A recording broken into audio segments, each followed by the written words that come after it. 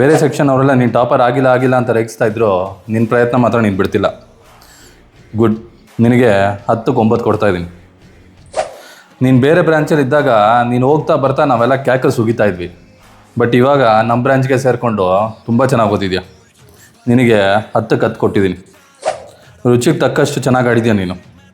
ತಗೊಂಡು ನಿನಗೂ 9 10ಕ್ಕೆ. ನೀನಿಲ್ಲ ಅಂದರೆ ನಮ್ಮ ಕ್ಲಾಸ್ ಸಪ್ಪೆ ಅನ್ಸಕ್ಕೆ ಸ್ಟಾರ್ಟ್ ಆಗಿಬಿಟ್ಟಿದೆ. ನೀನೇನು ಗುರು ಮ್ಯಾಥ್ಸ್ ಎಕ್ಸಾಮಲ್ಲಿ ಸೋಷಿಯಲ್ ಬರೆದಿಟ್ಟಿದ್ಯಾ? ನಿಮ್ಮಪ್ಪ ನೋಡಿದ್ರೆ ಸೇರಿಸ್ಕೊ ಅಂತ ಹೇಳ್ತಾರೆ. ಇಡೀ ಕ್ಲಾಸ್ ನಿನಗೆ ಸಪೋರ್ಟ್ ಮಾಡ್ತಿದ್ದೆ. ನೀನು ನೋಡಿದ್ರೆ ಏನೂ ಪರ್ಫಾರ್ಮ್ ಮಾಡ್ತಿಲ್ಲ. ಬರೀ 2 ಕೊಡ್ತಾ ಇದ್ದೀನಿ 10ಕ್ಕೆ. ಹೂವಿ, ನೀನೇನು ಎಕ್ಸಾಮ್ಗೆ ಬಂದಿಲ್ಲ? 3 ಗಂಟೆ ಹುಡುಕಿದ್ದೀನಿ ನಿನ್ನ ಪೇಪರ್ನ. ರಿಸಲ್ಟು ಮತ್ತು ಎಷ್ಟೇ ಹೇಳು, ಕಾಪಿ ಹೊಡೆದ್ರೆ ಹೆಂಗೆ? ಇಬ್ರಿಗೂ 7 ಬಂದಿದೆ 10ಕ್ಕೆ. ಕೊನೆಯಲ್ಲಿ ಮಾತ್ರ ಚೆನ್ನಾಗಿ ಬರ್ದಾಕ್ಬಿಟ್ಟಿದ್ದೀರ. ಅದೇ ಕಾಪಾಡಿರೋದು ನಿಮ್ಮನ್ನ. ಈ ರಸಿಕು ಮತ್ತು ಸುಯಾಶ್ ಇಬ್ಬರು ಜಸ್ಟ್ ಪಾಸ್ ಆಗೋಕ್ಕೆ ಎಷ್ಟು ಬೇಕೋ ಕರೆಕ್ಟಾಗಿ ಅಷ್ಟು ಬರ್ದಿದ್ದಾರೆ. ಇಬ್ರಿಗೂ 6 ಬಂದಿದೆ 10ಕ್ಕೆ. ನೀನು ಕ್ಲಾಸ್ ಲೀಡರ್ ಆಗಿನೂ ತುಂಬ ಚೆನ್ನಾಗಿ ಪರ್ಫಾರ್ಮ್ ಮಾಡಿದ್ಯಾ. ನಿನಗೆ 7 ಬಂದಿದೆ. ಬಟ್ 1 ಮಾರ್ಕ್ಸ್ ಎಕ್ಸ್ಟ್ರಾ ಕೊಟ್ಟಿದ್ದೀನಿ ನಿನಗೆ ಲೀಡರ್ಶಿಪ್ಗೆ. ಈ ಲಿವಿಂಗ್ ಸ್ಟೋನು, ಜಿತೇಶು ಮತ್ತು ಟಿಮ್ ಡೇವಿಡ್ ಹೆಂಗೆ ಮಾಡಿದಾರೆ ನಂಗೆ ಅರ್ಥನೇ ಆಗ್ತಿಲ್ಲ. ನೋಡೋಣ ಮುಂದಕ್ಕೆ ಹೆಂಗೆ ಪರ್ಫಾರ್ಮ್ ಮಾಡ್ತಾರೆ. ಈಗ ತಳ್ಳಿದ್ದೀನಿ.